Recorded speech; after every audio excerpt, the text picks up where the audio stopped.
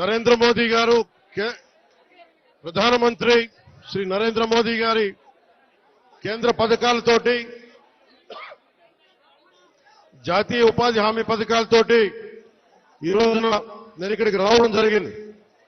మన బాగుజోల నుండి సిరివర వరకు 9 కిలోమీటర్ల రహదారిని 9.5 కోట్ల రూపాయలతో తారు రోడ్డుగా మారుస్తా ఉన్నాం.